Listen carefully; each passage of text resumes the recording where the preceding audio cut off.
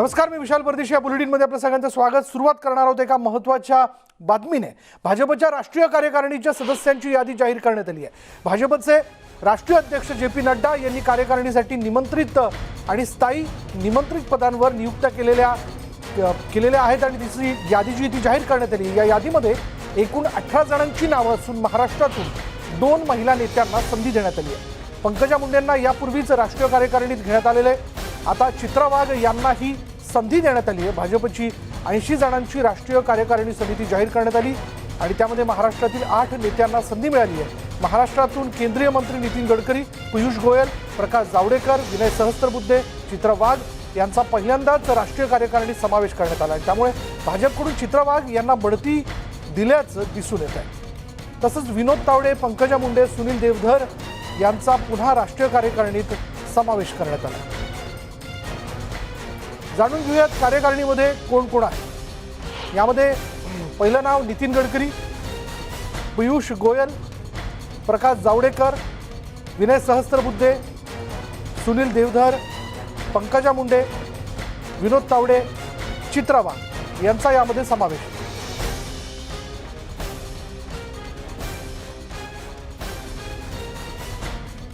आणि याबद्दल अधिक माहिती जाणून घेऊयात. आमचे नवी दिल्लीचे प्रतिनिधी प्रशांत लीला रामदास आपल्याबरोबर आहेत. प्रशांत, या कार्यकारिणीकडे एक नजर टाकल्यानंतर काय नेमकी गणितं समोर ठेवून ही नियुक्ती करण्यात आली असं वाटतं? विशाल, संपूर्ण कार्यकारिणी जर बघितली आपण 80 सदस्यांची कार्यकारिणी आहे. त्यामध्ये बहुतांश सदस्यांची पुनर्नियुक्ती करण्यात आलेली आहे. येत्या 7 नोव्हेंबरला भारतीय जनता पक्षाची राष्ट्रीय कार्यकारिणीची बैठक होणार आहे. त्याच्यापूर्वी साधारणतः 1 महिन्यापूर्वी 7 ऑक्टोबरला ही यादी आलेली आहे. या यादीकडे जर आपण विस्तारानं लक्ष दिलं तर गेल्या वेळेस या यादीमध्ये असलेल्या विजया रहाटकर यांचा यावेळेस यादीमध्ये समावेश नाही आहे. त्यावेळेस राष्ट्रीय सचिव होत्या, त्यांच्याकडे राष्ट्रीय प्रभार देखील होता दिव्यांग दमनतीचा. तो प्रभा त्या जागेवरती चित्रा वाघांना बढती देण्यात आली अशी शक्यता व्यक्त केली जात आहे, कारण की चित्रा वाघ यांचा पहिल्यांदा राष्ट्रीय कार्यकारिणीमध्ये समावेश झालेला आहे. दुसरीकडे जर बघितलं आपण तर जे दुसऱ्या पक्षातून ज्यांनी पक्षात गेला, काँग्रेसमधून पक्षप्रवेश करून भारतीय जनता पक्षात आलेले ज्योतिरादित्य सिंधिया यांची देखील राष्ट्रीय कार्यकारिणीत वर्णी लागलेली आहे. पण त्या दृष्टिकोनातून जर बघितलं आपण तर नारायण राणे जे महाराष्ट्राचे कॅबिनेट मंत्री आहे, महाराष्ट्राचे नेते आहेत आणि सोबतच दिल्लीमध्ये सूक्ष्म लघु मध्यम मंत्रालयाचे जे मंत्री आहेत त्यांचा समावेश मात्र यावेळेस करण्यात आलेला नाही आहे. सोबतच पंकज मुंडे देखील यांना देखील पुन्हा एकदा समावेश करण्यात आलेला आहे. विनोद तावडेंचा पुन्हा एकदा समावेश आहे. आशिष शेलारांचा समावेश आहे. देवेंद्र फडणवीस माजी मुख्यमंत्री, विरोधी पक्ष नेते यांचाही समावेश आहे. त्यानंतर प्रवीण दरेकर यांचाही समावेश आहे. कारण आपल्याबरोबर भाजपचे नेते चित्रा वाघ आपल्या सोबत आहेत फोन लाईनवरती, त्यांच्याशी आपण बोलणार आहोत. चित्राताई, पहिले तर आपलं अभिनंदन की राष्ट्रीय कार्यकारिणीमध्ये आपली वर्णी लागलेली आहे. या पुढचा सगळा प्रवास आपण कसा बघता? नाही, धन्यवाद.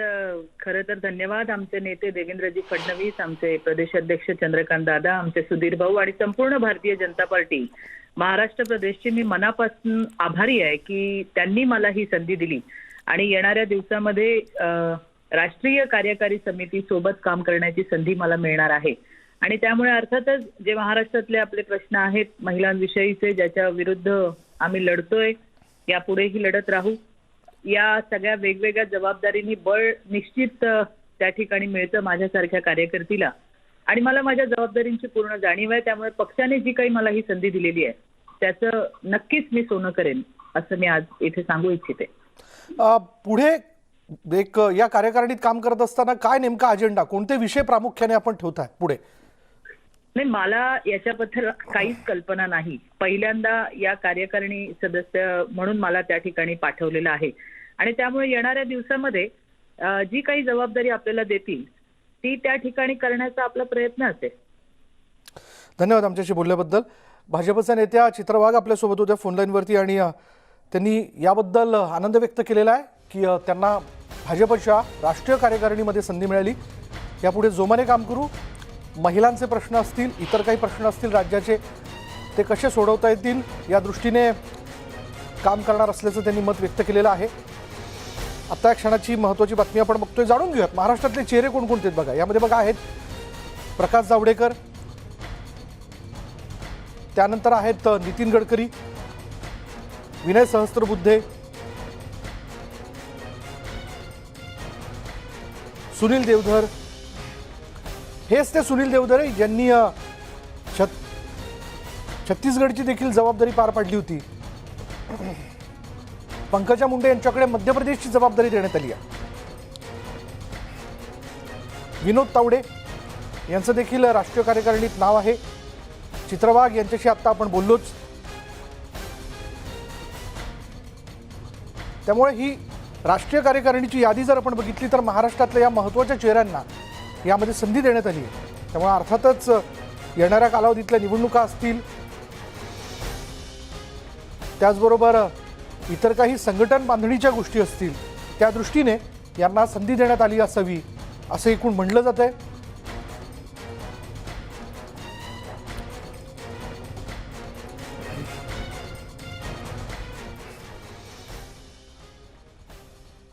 या बातमीनंतर आपण पाहणार आहोत परभणीतनं बातमी अशी आहे. परभणी दहशतवादी पथकाने अवैध जिलेटिनचा मोठा साठा जो आहे तो जप्त केला. जप्त करण्यात आलेल्या साठ्यामुळे एकच खळबळ उडाली आहे. परभणी शहरातील इनायतनगर भागात राहणाऱ्या मोहम्मद शहाजी अहमद याच्या पारवा गावाच्या शिवारामध्ये असलेल्या शेतामध्ये हा साठा सापडला. पोलिसांनी सुमारे 600 कांड्या, वायरचे तुकडे, वाती असा ऐवज जप्त केला.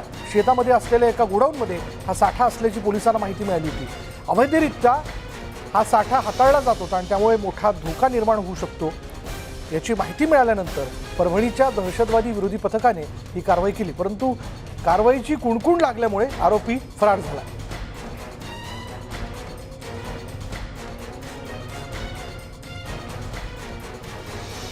अधिक माहिती जाणून घेऊयात. आमचे प्रतिनिधी विशाल माने आपल्याबरोबर आहेत परभणीवरनं. विशाल, इथपर्यंत ठीक आहे की काही वेळेला विहीर खुदाईचं काम सुरू असेल तर जिलेटिनच्या कांड्या ज्या आहेत त्या गरजेच्या असतात, पण एकदम 600 कांड्या या शेतकऱ्याकडे सापडतात. या पाठीमागे काही नेटवर्क आहे का? कशा 600 कांड्या याच्याकडे होत्या याबद्दल काय माहिती मिळू शकली का? जिलेटिन कांड्यांची जी संख्या आहे त्यामुळेच हा प्रकार धक्कादायक ठरलेला आहे. कारण एवढ्या मोठ्या प्रमाणावर जिलेटिन कांड्या सापडण्याची बहुधा ही परभणी जिल्ह्यातील पहिलीच वेळ आहे. परभणीपासून अत्यंत 5-10 मिनिटाच्या अंतरावर जे पारवा नावाचे गाव आहे, या गावच्या शिवारामध्ये हा प्रकार घडलेला आहे. या ठिकाणी या ठिकाणचा जो शेतकरी आहे मोहम्मद शहाजी अहमद उर्फ शाकीर याच्या शेतातील गोडाऊन मध्ये हा साठा आढळून आलेला आहे. आणि एकूण जर जिलेटिनच्या कांड्यांची संख्या पाहिली त्या 600 कांड्या आहेत, सोबत वायरचे तुकडे आहेत आणि इतरही काही साहित्य पोलिसांना आढळून आलेलं आहे. एवढ्या मोठ्या प्रमाणावर जिलेटिनचा साठा आढळल्यामुळे पोलिसही याविषयी तर्कवितर्क लावतात. पोलीस यावर सध्या तरी बोलायला काही तर नसले तरी सुद्धा जो साठा मिळालेला आहे तो पाहता याच्या पाठीमागे कोणतं नेटवर्क आहे का, या नेमका हा प्रकार कशासाठी होता, एवढ्या मोठ्या प्रमाणामध्ये साठा का करण्यात आला होता याची उत्तरं शोधण्याचा प्रयत्न पोलीस करतायत. परंतु ही कारवाई ज्यावेळेस करण्यात आली, परभणीची दहशतवादी विरोधी पथक आहे त्यांनी आणि ग्रामीण पोलिसांनी ही कारवाई ज्यावेळेस सुरुवात केली, याची कारवाईची कुणकुण या संबंधित आरोपीला लागली आणि आरोपी त्या ठिकाणाहून फरार झाला. आरोपी जर मिळाला असता तर या म्हणजे एवढ्या मोठ्या प्रमाणात साठा ठेवला आहे त्याचे काय कारण आहेत, त्याच्या मागे काय नेटवर्क आहे का, तर लगेच तपासामध्ये पुढे आले असते. परंतु आरोपी फरार झालेला आहे. एवढ्या मोठ्या प्रमाणात साठा पोलिसांच्या हाती लागलेला आहे आणि त्यामुळे शहरामध्ये सगळीकडे एकच चर्चा सुरू झालेली आहे. याच्या पाठीमागे दुसरं काही कारण होती का केवळ विहिरी खोदण्यासाठी आणि खाणीमधून दगड काढण्यासाठीच हा साठा करण्यात आला होता, अशा प्रकारच्या शंका व्यक्त केल्या जातात. परंतु जो काही साठा सापडलेला आहे तो पाहता पोलीस सध्या तरी काही बोलायला तयार नाही येतं. आरोपीला ताब्यात घेतल्याच्या नंतर संपूर्ण कारवाई झाल्यावर आम्ही यावर बोलू असं सांगण्यात आलेलं आहे. आणि एकूणच या प्रकारामुळे पारवा गाव असेल, परिसर असेल, जो आरोपी होता इनायतनगर भागामध्ये, त्या भागातील नागरिकांमध्ये चिंतेचं वातावरण आहे आणि चर्चा तर्कवितर्कांना सुरुवात झालेली आहे. विशाल, धन्यवाद विशाल या सगळ्या तपशिलाबद्दल. आपण बघतोय की मोठी कारवाई करण्यात आली परभणीमध्ये. एका शेतकऱ्याकडे त्याच्या शेतात असलेल्या गोडाऊनमध्ये 600 जिलेटिनच्या कांड्या ज्या त्या सापडल्यात. यानंतर बातमी आहे साखर कारखान्यांवर करण्यात आलेल्या छापेमारी संदर्भातली. आयकर विभागानं उपमुख्यमंत्री अजित पवारांशी संबंधित कार्यालयांवर आणि निकटवर्तीयांच्या साखर कारखान्यांवर छापे टाकले. संबंधित साखर कारखाने आणि कंपन्यांवर सकाळपासून आयकर विभागाची पथकं तपास करतायत. जरंडेश्वर साखर कारखाना, Daund sugar, Ambalik sugar, Pushpadanteshwar sugar, Nandurbar या खासगी साखर कारखान्यांवरती छापे टाकण्यात आले. माझ्याशी याचा संबंध आहे म्हणून यंत्रणांच्या धाडीत टाकणं हे खालच्या पातळीचं राजकारण असल्याचं अजित पवारांनी म्हटलंय. राजकीय हेतूने ही धाड टाकली की आणखी काय याची माहिती हवी होती, हे प्राप्तिकर विभागच सांगू शकेल असं पवारांनी म्हटलं.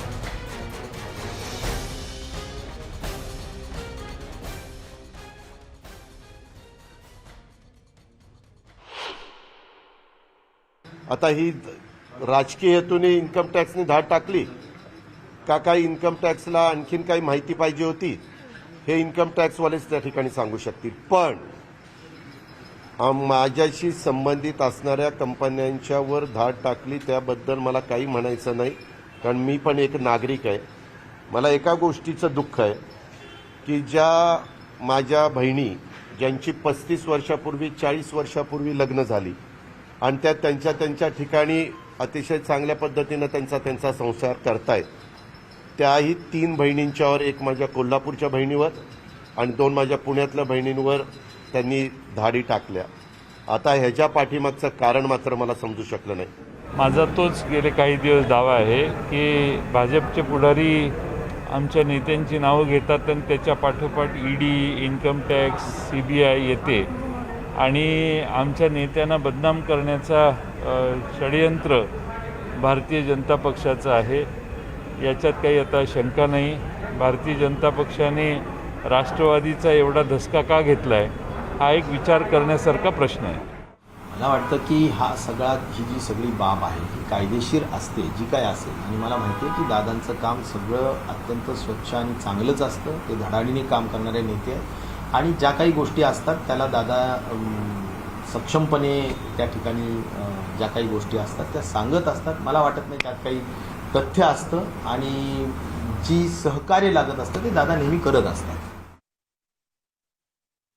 कुठलीही तपास यंत्रणा स्वतःहून सुमोटो कारवाई करतच नाही. तक्रारी असतील, कुठले रेफरन्स असतील आणि त्याच्यामागे काहीतरी असेल, सुगावा धागेदोरे, तरच त्या ठिकाणी अशा प्रकारची भूमिका त्या तपास यंत्रणा घेत असतात. परंतु अलीकडच्या काळामध्ये भारतीय जनता पार्टीला केंद्र सरकारला टार्गेट करण्याच्या नादामध्ये आपल्या देशाच्या ह्या तपास यंत्रणा ज्या काँग्रेसच्या काळात स्थापन झाल्यात, ज्या काँग्रेसच्या काळामध्ये सुद्धा तपास यंत्रणांनी अशा प्रकारचं काम झालं होतं, परंतु त्यावेळेला पक्षीय भूमिकेतनं कुठल्याही विरोधी पक्षाने भूमिका घेतली नव्हती.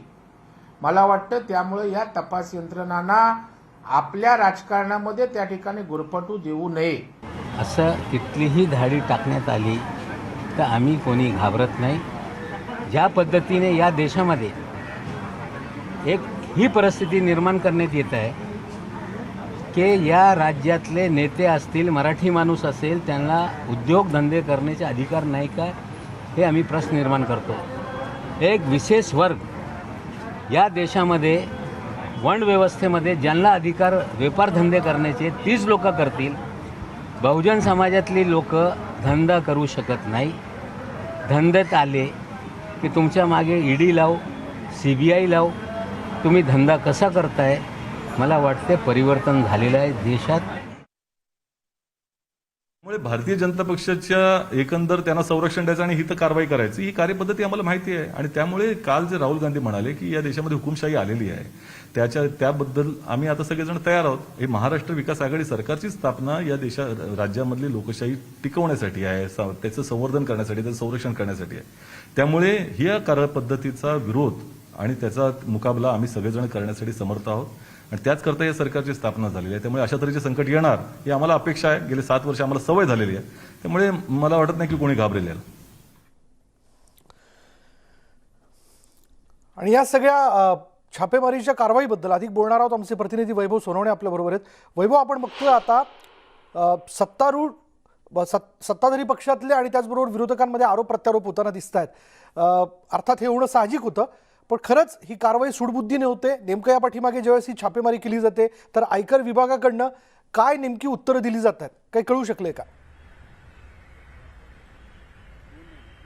विशाल, आयकर विभागाने या बाबतीमध्ये अजून कुठलंही स्पष्टीकरण जे आहे ते दिलेलं नाही किंवा कुठली प्रेस रिलीज आहे ती इश्यू केलेली नाही. या सगळ्यांवर ज्यांच्यावरती या धाडी घालण्यात आल्या त्यापैकी काही जणांशी जेव्हा आम्ही बोललो तेव्हा नेमकं कारण जे ते समजू शकत नसल्याचं त्यांच्याकडूनही सांगण्यात येत होतं. वीरधवल जगदाळे जे दौंड शुगरचे संचालक आहेत त्यांचं असं म्हणणं होतं की आम्ही सगळे कारखाना स्थापन झाल्यापासून सगळे इन्कम टॅक्स रिटर्न्स असतील किंवा आयकर असेल तो वेळेत भरलेला होता, त्याच्यामध्ये कुठल्याही त्रुटी नव्हत्या. असं असताना या रेड का झाल्या याबाबत काही स्पष्टता नाही, पण जी कागदपत्रं मागितली जातील ती कागदपत्रं आम्ही जरूर देऊ किंवा एजन्सीजला सहकार्य करू असं सांगितलं जातं आहे. दुसरीकडं या आत्तापर्यंतच्या या सगळ्या आरोपांमध्ये अजित पवारांवर जरंडेश्वरपासून जे आरोप सुरू झाले किंवा MSCB राज्य शिखर बँकेच्या पासून कारखाने विकत घेण्यापासून जे आरोप सुरू झालेले होते तिथपासून ते आतापर्यंत अजित पवार यांच्या भगिनी ज्या आहेत किंवा बहिणी ज्या आहेत त्या कधीच या आरोपांमध्ये त्यांची नावं आलेली नव्हती. वारंवार जी नावं यायची ते अजित पवार यांचे सहकारी म्हणून किंवा व्यावसायिक म्हणा किंवा त्यांच्या जवळचे कार्यकर्ते म्हणून, नातेवाईक म्हणून. त्यापैकी एक जगदीश कदम यांचं होतं, वीरधवल जगदाळे यांचं होतं, विकास जाधव यांचं होतं. या सगळ्यांच्या भोवतीच या अंबालिका, जरंडेश्वर, पुष्पदंतेश्वर आणि दौंड शुगर या कारखान्यांच्या संचालक पदाच्या जबाबदाऱ्या होत्या किंवा त्यांचा कुठल्या ना कुठल्या प्रकारे त्याच्यामध्ये सहभाग होता. मात्र अचानक आज पहिल्यांदा अजित पवार यांच्या कुटुंबियांपैकीच असलेल्या किंवा त्यांच्या बहिणींवरती इन्कम टॅक्सनं ज्या रेड केल्या ज्याबाबत स्वतः अजित पवारही काहीसे त्यांनी खंत व्यक्त केली किंवा तेही आश्चर्यचकित असतील. एक रेड तर मोदी बागेत जिथं शरद पवार राहतात त्याच इमारतीमध्ये त्यांच्या बहीण दुसऱ्या नीता पाटील या राहतात, त्यांच्याही घरी सकाळी 6:30 वाजल्यापासून इन्कम टॅक्सचे अधिकारी रेड करत आहेत. एक महत्त्वाची गोष्ट लक्षात घ्यावी लागेल, जेव्हा केंद्रीय यंत्रणा या अशा पद्धतीच्या कारवाया करत असतात साधारणपणे जेव्हा प्रोटेक्शन घेतलं जातं किंवा संरक्षण म्हणून किंवा काही कायदा सुव्यवस्थेची गडबड व्हायला नको म्हणून स्थानिक पोलीस यंत्रणेला त्याची माहिती दिलेली असते. आजच्या कारवाईमध्ये असं काहीही झालेलं नाही.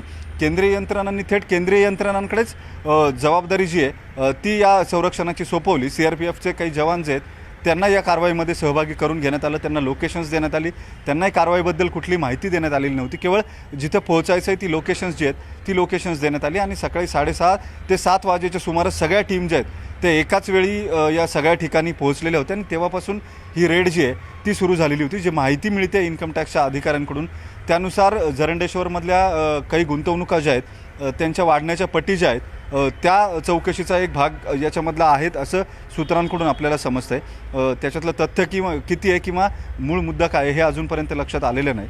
या सगळ्या पार्श्वभूमीवरती डिस्पॅच ज्या टीम झाल्या रात्री त्या काल रात्रीच डिस्पॅच झालेल्या होत्या आणि या सगळ्या प्रक्रियेमध्ये नेमकी चौकशी काय होते याबाबत जोपर्यंत इन्कम टॅक्स विभागाकडून स्पष्टीकरण येत नाही तोपर्यंत यावरती अधिकृत कुठली माहिती जी आहे ती इतरांकडून मिळू शकत नाही आहे.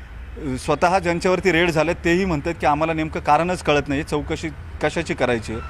अर्थात हा त्यांचा बचाव आहे. नेमकी चौकशी कशाची होते, केंद्रीय यंत्रणा ज्यावेळेस तपासामध्ये येतात राजकीय आरोप प्रत्यारोप होत राहतील, मात्र त्या आल्यानंतर हा सगळा तपास किंवा त्यांच्या एकूण ॲक्शन ज्या आहेत त्या कायद्याला बांधील असतात. या सगळ्या गोष्टी जर कोर्टामध्ये गेल्या तर कोर्टात त्यांना त्यांचं स्वतःचं जस्टिफिकेशन द्यावं लागतं या कारवाईचं, ही कारवाई कशासाठी केली किंवा काय त्रुटी होत्या.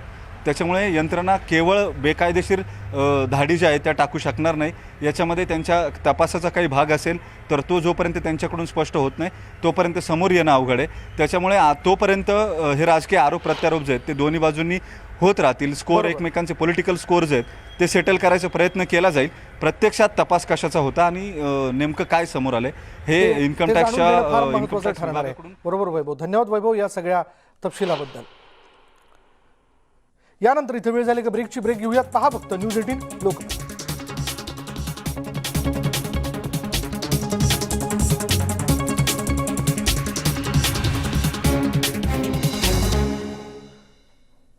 ब्रेकनंतर एक महत्त्वाची बातमी अशी आहे की मुक्ता पब्लिकेशन हाऊसवरती छापे टाकण्यात आले. कोल्हापुरातील कार्यालयावर देखील छापा टाकण्यात आल्याचं कळतंय. आयकर विभागानं ही कारवाई केली आहे. विजया पाटील यांचं मुक्ता पब्लिकेशन या मुक्ता पब्लिकेशनच्या कोल्हापुरातील कार्यालयावरती छापा टाकण्यात आलाय. विजया पाटील या अजित पवारांच्या बहीण आहेत. 4 अधिकाऱ्यांकडून त्यांच्या कागदपत्रांची पडताळणी केली जाते. कोल्हापुरातील निवासस्थानी देखील हे अधिकारी पोहोचल्याचं कळतंय. याचबद्दल अधिक तपशील आपण जाणून घेऊयात. आमचे प्रतिनिधी किरण मोहिते आपल्या बरोबर आहेत. किरण, मुक्ता पब्लिकेशनच्या कोल्हापूरमधल्या कार्यालयावरती आयकर विभागाने छापा मारला, नेमकं काय कारण काय कळू शकलंय का?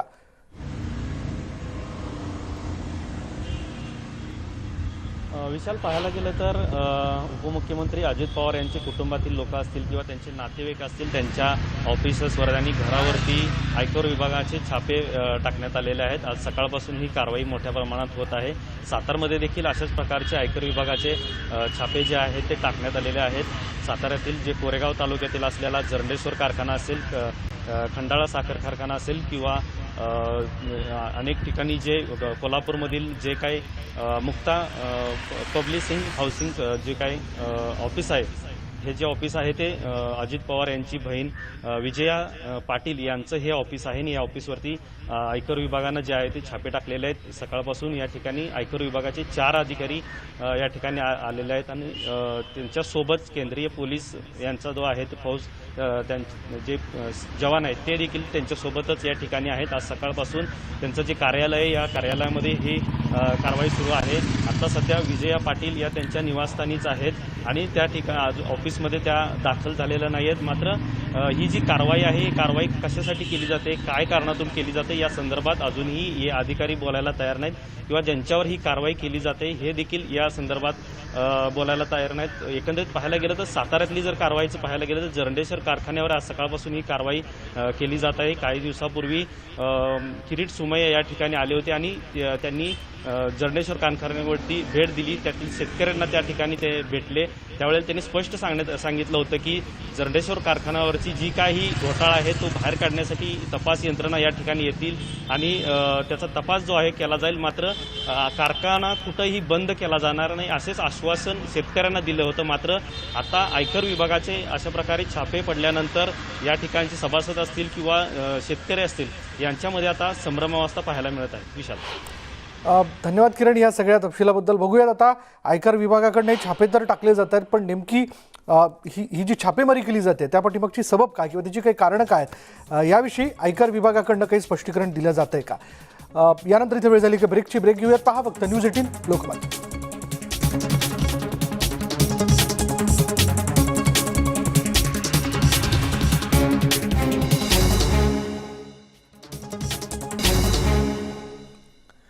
ब्रेकनंतर बघूयात, मंदिरं खुली झाल्यानं राजकीय नेत्यांनी आपापल्या ग्रामदेवतेचं दर्शन घेतलं. राज्याचे उपमुख्यमंत्री उद्धव ठाकरेंनी सपत्नीक मुंबादेवीचं दर्शन घेतलं आणि यावेळी त्यांच्यासोबत आदित्य ठाकरे आणि महापौर किशोरी पेडणेकर, उपमहापौर देखील उपस्थित होते.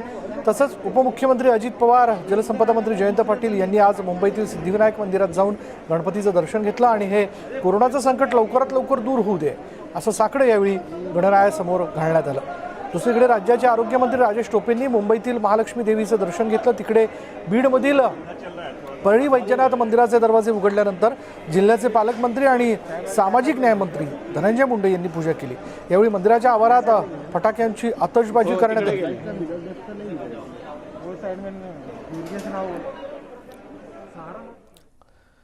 अंबरनाथमधलं प्राचीन शिवमंदिर दर्शनासाठी खुलं झाल्यानं भाविकांनी आनंद व्यक्त केला आहे. कोरोना प्रतिबंधात्मक नियमांचं पालन करून भाविकांना मंदिरात प्रवेश दिला जातोय. अंबरनाथचं हे मंदिर तब्बल 950 वर्ष जुनं आहे. मागील 1 वर्षांपासून बंद असलेलं मंदिर खुलं करण्यात आलं आणि या ठिकाणी दर्शनासाठी मोठ्या संख्येनं भाविक येत असतात.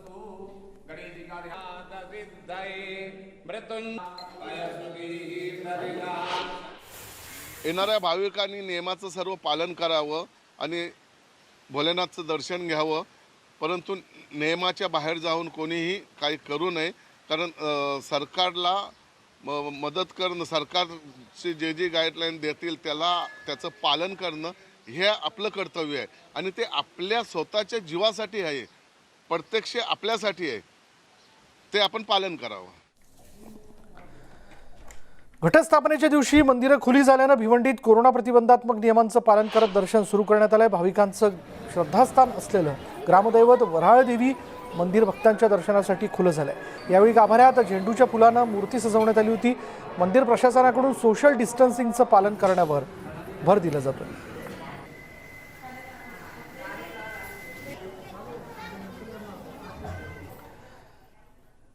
अखंड महाराष्ट्रातील आगरी कोळी बांधवांची श्रद्धास्थान असलेल्या एकविरा देवीची घटस्थापना झाली आणि खऱ्या अर्थाने नवरात्र उत्सव कार्ला गडावर सुरू झाला. पहाटेपासूनच भक्तांची मांदियाळी गडावर दिसून आली. आज घटस्थापनेच्या मुहूर्तावर सरकारने त्यांची ही प्रतीक्षा मिटवली आहे. भक्त आणि देवीची भेट घडून आणलेली आहे. मात्र निर्बंधांचं पालन करूनच भाविक दर्शन घेत आहेत. असं असलं तरी यातच समाधान मानून देवस्थान आणि भाविकांनी सरकारचे आभार मानले. मंदिरातील पुजारी राजू देशमुख यांच्याशी आम्ही बातचीत केली. बघूयात त्यांनी काय म्हटलंय. आज पहाटेपासूनच एकविरा गडावर भक्तांची गर्दी पाहायला मिळालेली आहे. आपण पाहू शकता मोठ्या भक्तिभावाने इथं भक्तगण आलेले आहेत. गेल्या 1.5 वर्षापासून हे संपूर्ण मंदिरं बंद होती. त्या मंदिरं बंदमुळं भक्त आणि देवीची भेट झाली नव्हती. परंतु आज मंदिरं उघडली आणि भक्त आणि देवींची ही जी भेट झालेली आहे. आपण हे पाहू शकता. ही जी दृश्य आहे न्यूज 18 लोकमतच्या प्रेक्षकांसाठी ही खास विशेष ही दृश्य आपण बघू शकता. त्यामुळं कुठंतरी आता येथील पुजारी आता आपल्या सोबत आहे. आपण पुजाऱ्यांशी चर्चा करूया. काय सांगणार कशा पद्धतीने आज भक्तगण इथं आलेले, कसा त्यांचा प्रतिसाद मिळतोय? भक्त लोक पहाटे 5 वाजता आलेले. 5 वाजल्यापासून आम्ही दर्शन चालू ठेवलेले आणि आमच्या रीतप्रमाणे आम्ही घटस्थापना केली आणि पूजा अर्चा करून काम चालू आहे. आता कसं वाटतं एकंदरीत 1.5 वर्ष झालं भक्त नव्हते, आज भक्तांची प्रसन्न वातावरण आहे. आता 1.5 वर्षामध्ये आजचा दिवस एकदम मोलाचा आहे. रोजचे कसे कार्यक्रम असणार आहेत? रोजच्या आता ठरल्याप्रमाणे रोजच्या कलरच्या साड्या नेसतात. आज पिवळी आहे, उद्या दुसरी कोणती असेल. 9 दिवसात 9 बदलतात आणि अष्टमीला होम असतो. अष्टमीला होम असतो. 9 दिवसाचे 9 कार्यक्रम. त्यामुळं कुठंतरी आता हे भक्तगणही आता या संपूर्ण कानाकोपऱ्यातून या कार्ला गडावर आलेले आपल्याला दिसून येत आहे. गणेश दुडम, न्यूज 18 लोकमत, मावळ. जगभरातील भक्तांचं श्रद्धास्थान असलेलं शिर्डीतील साईबाबांचं मंदिर देखील सुरू झाल्याने, खुलं झाल्याने भाविकांनी दर्शनासाठी शिर्डीत गर्दी केली. आज पहाटे साईबाबांच्या काकड आरतीच्या अगोदर साई मंदिराचे दरवाजे ते भक्तांसाठी खुले झाले. सकाळपासूनच भाविकांनी दर्शनाकरता तिथं रांग लावली. दर्शनाची कशी व्यवस्था आहे याबाबत संस्थांचे उपकार्यकारी अधिकारी रवींद्र ठाकरे यांच्याशी आम्ही बातचीत केली. बघूयात त्यांनी काय म्हटलं. अनेक महिन्यांच्या प्रतीक्षेनंतर आज शिर्डीचं साईबाबांचं मंदिर सुरू झालेलं आहे. आज साईबाबांच्या काकड आरतीपासून मंदिराचे सगळे जे दिनक्रम आहेत, कार्यक्रम आहेत, याला सुरुवात झाली आणि सकाळी 6 वाजता भक्त इथे दर्शन रांगेमध्ये लागलेले दिसत आहेत. कोरोनाचे सगळे नियम पाळून सुरक्षित अंतर ठेवून सगळं दर्शन भक्तांना दिलं जातं आहे. ऑनलाईन पद्धतीने दर्शन या ठिकाणी असणार आहे. कोरोनाचे अनेक नियम आहेत. आपल्यासोबत साईबाबा संस्थांचे उपकार्यकारी अधिकारी रवींद्र ठाकरे आहेत. सर, आजपासून मंदिर सुरू होत आहे. मोठा उत्साह साई भक्तांमध्ये दिसतोय. कशी तयारी साई संस्थांची आहे? साईबाबा संस्थांनी जिल्हा प्रशासनाच्या आदेशाप्रमाणे सर्व भाविक भक्तांना जे दर्शन जे ऑनलाईन पास बुकिंग केल्यानंतर मिळणार आहे. सर्व भाविक भक्तांसाठी आम्ही प्रत्येकाचं थर्मल स्क्रीनिंग आम्ही गेटवर करतो आहोत. मास्कशिवाय आम्ही कोणाला एंट्री देत नाही. तसेच सॅनिटायझर तसेच गरम पाण्याने पाय धुण्याची व्यवस्था आम्ही इथे केलेली आहे. भक्तांचा फक्त एक नम्र विनंती आहे की आपण आपला ऑनलाईन दर्शन बुक करताना आपलं रजिस्ट्रेशन प्रथम संस्थान वेबसाईटवर जाऊन करावं. online.sai.org.in या वेबसाईटवर जाऊन आपण जर दर्शन बुक केलं तर वेळेत आपलं दर्शन होईल. आपल्या प्रशासनाला सहकार्य अपेक्षित आहे. कोरोनाचा संसर्ग वाढू नये यासाठी कर्मचारी देखील कशी त्यांची काळजी घेतली जाते, भक्तांची काळजी घेतली, कशी तयारी साई संस्थान देखील या आरोग्य प्रशासनाबरोबर करत आहे? सर्व संस्थान कर्मचारी यांना आधी आपण लसीचे जे डोस आहेत ते अवेलेबल करून दिलेले आहेत. आजही आपल्याकडे लस त्यांच्यासाठी उपलब्ध आहे. जे कोणी राहिले असतील त्यांना आपण सूचना दिलेल्या आहेत. सर्वांना मास्क कंपल्सरी आहेत. तसेच फेस शिल्ड जे आहेत आणि जे लोक कंटिन्यू भक्तांच्या संपर्कात येणार आहेत त्यांच्या पण आपण किमान एक रँडमली 50 लोकांच्या आपण RT-PCR टेस्ट करणार आहोत. ज्यांना काही लक्षणं असतील आजाराची वगैरे त्या कर्मचाऱ्यांना आम्ही कामावर येऊ नये असं आम्ही त्यांना सुचवलेलं आहे. नक्कीच आपण बघितलं तर मोठा उत्साह शिर्डीमध्ये आहे. या पद्धतीने सगळं इथं साईबाबांचं दर्शन भक्तांना मिळणार आहे. अनेक महिन्यांच्या प्रतीक्षेनंतर श्रद्धा आणि सबुरीचा महामंत्र देणाऱ्या आणि सर्व धर्मभावाची शिकवण देणाऱ्या साईबाबांचं मंदिर आजपासून सुरू झालंय. भाविक, गावकरी, त्याचबरोबर इथले व्यावसायिक अतिशय आनंदामध्ये आपण बघतो आहोत. हरीश दिबोटे, न्यूज 18 लोकमत, शिर्डी. यानंतर इथे वेळ झाली का ब्रेकची. ब्रेक घेऊयात. पहा फक्त न्यूज 18 लोकमत.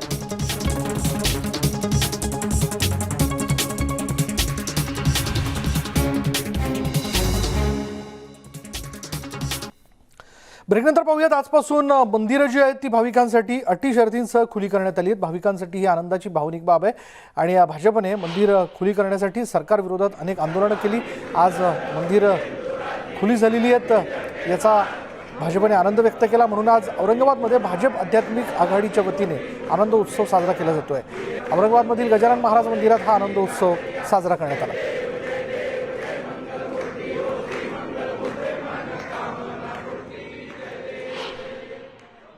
आजपासून मंदिरं सुरू झालेली, घटस्थापना सुद्धा आहे, त्यामुळं भाविकांमध्ये आनंद आहे. विशेष करून भाजपामध्ये आनंद आहे, म्हणून आनंदोत्सव सुरू केला जातोय. आपण बघतोय की भाजपचे खासदार असतील, आमदार असतील, या ठिकाणी जे आहेत आनंद उत्सव साजरा करतात या ठिकाणी. कारण भाजपने अनेक आंदोलनं केली होती मंदिर सुरू करावं या मागणीसाठी. भागवत कराड माझ्यासोबत आहेत, केंद्रीय राज्यमंत्री.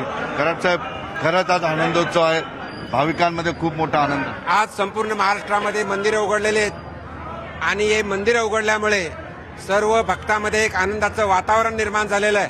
मागच्या 1.5 वर्षापासून, 1.5 ते 2.5 वर्षापासून मंदिरं बंद होती आणि भाविक अगदी दरवाजा बंद असताना सुद्धा आपापल्या वेळेप्रमाणे दर्शन घेत होती. पण आज उत्साहामुळे आम्ही भारतीय जनता पार्टीतर्फे संभाजीनगर येथील गजानन महाराज मंदिराच्या समोर सर्व कार्यकर्ते भक्त एकत्र येऊन आम्ही आरती केलेली आहे आणि या प्रसंगी गजानन महाराज आणि सर्व देवांच्या चरणी नतमस्तक होऊन एवढंच मी मागणी करतो की आता कोरोना नष्ट होत झालेला आहे आणि पूर्णपणे नष्ट होऊ दे. सावे सुद्धा आहेत या ठिकाणी. दादा, काय भावना? आम्ही मागच्या 1.5 वर्षापासून गजानन महाराज मंदिरासमोर घंटानाद करून कित्येक वेळेस सरकारला हे मंदिरं उघडी करावी, कारण की आपल्याला माहिती असेल हे मंदिरं भाविक सगळ्यांचे आहेत. लोक रोज आपल्या कामावर जाताना, आपल्या व्यवसायावर जाताना मंदिरात दर्शन करून कामाला लागतात आणि इकडे 12 बलुतेदार फूल विकणारा असेल, नारळ विकणारा असेल, अशा कित्येक लोकांची उपासमारी येत होती. म्हणून आम्ही सरकारला कित्येक वेळेस सांगितलं होतं की मंदिरं उघडली पाहिजेत. पण आज पहिल्या म्हणजे नवरात्राच्या पहिल्या दिवशी घट बसतो त्या दिवशी आज मंदिरं उघडली आहेत आणि मला नक्कीच खात्री आहे की सर्व नागरिक त्याच्यामुळे खूप खुश आहेत. माझ्यासोबत संजय केनेकर आहेत. मी तुमचे घंटानाद अजून बघितले, तुम्हाला फरफटत पोलिसांनी उचलून अटक केलं, ताब्यात टाकलं. आज शेवटी मंदिरं खुली झाली. संत महात्म्यांच्या भाविक भक्तांसाठी हे भ्रष्ट झालेलं सरकार, ज्याचं दिवाळं निघलं होतं, त्यांनी ओळखून घेतलं, त्यांचं दिवाळं निघलं. यानंतर या बुलेटिनमध्ये इथेच थांबणार आहोत. पहा फक्त न्यूज 18 लोकमत.